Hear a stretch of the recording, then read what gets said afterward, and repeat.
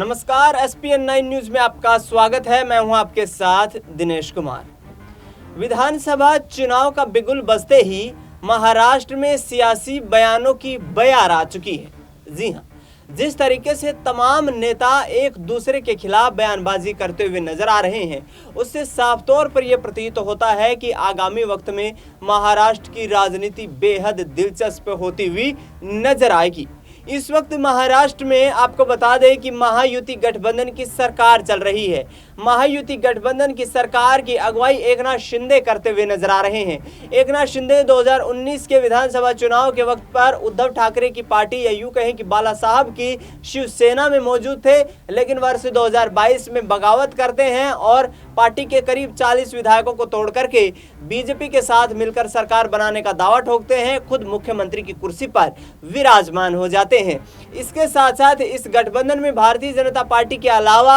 अजीत पवार गुट, जो कि एनसीपी से अलग होकर के सरकार में शामिल हुआ था, करीब 10 विधायकों के साथ 1 जुलाई 2023 को अजीत पवार ने भारतीय जनता पार्टी के साथ मिलकर सरकार बनाने का फैसला किया था और सरकार में शामिल हो गए थे। ऐसे में अब एनडीए गठबंधन में या यूं कहें कि महायुति गठबंधन में ही दरार पड़ती हुई नजर आ रही है।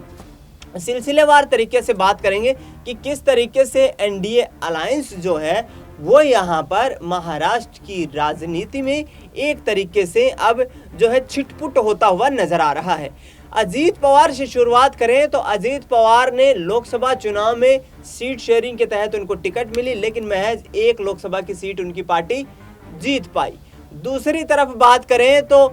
केंद्रीय गृह मंत्री अमित शाह, बीजेपी के राष्ट्रीय अध्यक्ष जेपी नड्डा से दिल्ली में उनकी मुलाकात हुई, मुंबई में उनकी मुलाकात हुई और विधानसभा चुनाव में बराबर सीट शेयरिंग का यहां पर प्रस्ताव रख दिया जाता है कि यदि एनसीपी अजीत पवार गुट, शिवसेना एकनाथ शिंदे गुट और भारतीय जनता पार्टी गठबंधन के तहत मिलकर के चुनाव लड़ती हैं तो सीट शेयरिंग में बराबरी का हिस्सा होना चाहिए, यानी कि तमाम जो सीटें हैं वो तमाम पार्टियां बराबर सीटों पर विधानसभा का चुनाव लड़ती हुई नजर आए। दूसरी तरफ आपको बता दें कि देवेंद्र फडणवीस की मुश्किलें भी बढ़ती हुई नजर आ रही हैं। देवेंद्र फडणवीस महाराष्ट्र के पूर्व मुख्यमंत्री हैं और वर्तमान में डिप्टी चीफ मिनिस्टर हैं। उनके खिलाफ उद्धव ठाकरे सरकार में गृह मंत्री रहे अनिल देशमुख ने बड़े यहां पर दावे कर दिए हैं। उन्होंने कहा कि उद्धव ठाकरे और अजीत पवार के खिलाफ एफिडेविट देने के लिए मुझे यहां पर देवेंद्र फडणवीस ने बड़ा ऑफर दिया था। उन्होंने कहा कि महाराष्ट्र में इस वक्त जो सरकार चल रही है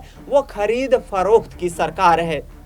यानी कि साफ तौर पर कहीं ना कहीं देवेंद्र फडणवीस पर यह आरोप मढ़ते हुए नजर आ रहे हैं। अनिल देशमुख साफ तौर पर यह कह रहे हैं कि महाराष्ट्र में जो सरकार चल रही है उसके मुख्य सूत्रधार जो थे उद्धव ठाकरे की पार्टी को खत्म करने की साजिश यहाँ पर और कोशिशें यहाँ पर देवेंद्र फडणवीस की तरफ से की गई। लेकिन बड़ा प्रश्न ये खड़ा होता है कि आखिरकार क्या वाकई में ऐसा हुआ कि जिसके चलते यहाँ पर देवेंद्र फडणवीस और कहीं ना कहीं अनिल देशमुख एक दूसरे से कोई डील करते हुए नजर आए, जिसके चलते सरकार गिरी। इस पर आगामी वक्त में परतें खुल सकती हैं, लेकिन उद्धव ठाकरे ने साफ तौर पर यह ऐलान करते हुए कह दिया है कि आगामी वक्त में भारतीय जनता पार्टी की दाल महाराष्ट्र में नहीं गलने वाली है और यहाँ पर इंडिया अलायंस सरकार बनाता हुआ नजर आएगा। लोकसभा चुनाव के वक्त पर भी हमने ऐसा ही कुछ देखा कि 13 सीटें जीतकर कांग्रेस पार्टी ने अपनी मजबूती के साथ सियासी वापसी के दावे पेश कर दिए। आपको बता दें कि इस वक्त महाराष्ट्र में लोकसभा सीटों के आधार पर देखा जाए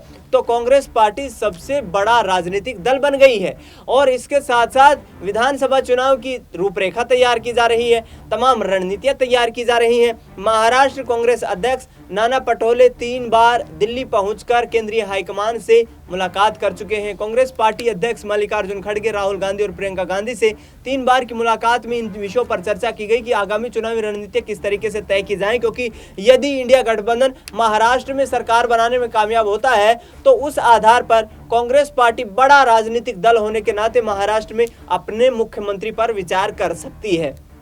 यानी कि सीधे तौर पर जो परिस्थितियां हैं वो परिस्थितियां सामान्य से अब कहीं ना कहीं विशेष होती हुई नजर आ रही हैं। दोनों दल एक दूसरे की राजनीतिक काट निकालने का प्रयास करते हुए नजर आ रहे हैं और ऐसे में भारतीय जनता पार्टी किस तरीके से राजनीतिक रणनीतियां तैयार करेगी, इस पर भी बड़ा सवाल खड़ा हो गया है। आपको बता दें कि जिस तरीके से केंद्रीय जो चुनाव समिति की बैठकें बीजेपी की हुई है, उसमें महाराष्ट्र की परिस्थितियों को लेकर के लगातार चर्चाएं हो रही हैं कि महाराष्ट्र में क्या इन सहयोगी दलों को साथ रखा जाए या अकेले दम पर चुनाव लड़ा जाए, क्योंकि निश्चित तौर पर बीजेपी चाहेगी कि जो इस वक्त उनके पास सीटें हैं, जो इस वक्त सबसे बड़ा राजनीतिक दल भारतीय जनता पार्टी महाराष्ट्र विधानसभा में है, उस सियासत को बरकरार रखा जाए और कम से कम 2 गुनी सीटों पर चुनाव लड़ा जाए। यानी कि 140 सीटों पर चुनाव लड़ने की कोशिश खुद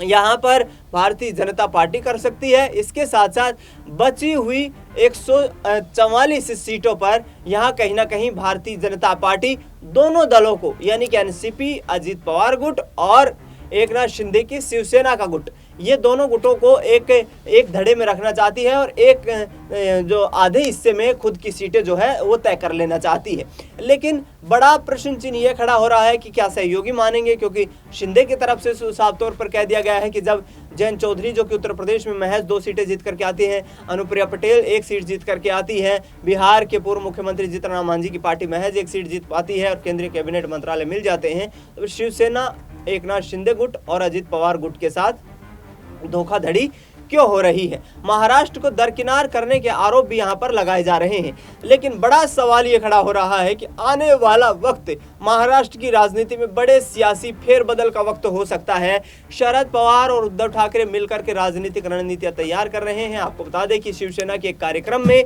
उद्धव ठाकरे ने पिछले दिनों केंद्रीय गृह मंत्री अमित शाह को अहमद शाह अब्दाली का वंशज बता दिया था और ऐसे में आने वाले वक्त की परिस्थितियां जो है वो काफी भिन्न हो सकती है। आने वाले वक्त की राजनीति काफी चैलेंजिंग यहाँ पर बीजेपी के लिए हो सकती है, क्योंकि इन दलों के कई ऐसे नेता हैं जो अपने पुराने दलों का रुख करते हुए नजर आ रहे हैं। विशेष तौर पर एनसीपी में अजीत पवार गुट के वर्तमान विधायक और पूर्व विधायक यहाँ पर पार्टी का साथ छोड़ करके फिर से शरद गुट की तरफ रुख करते हुए नजर आ रहे हैं। लोकसभा सांसद और यहाँ पर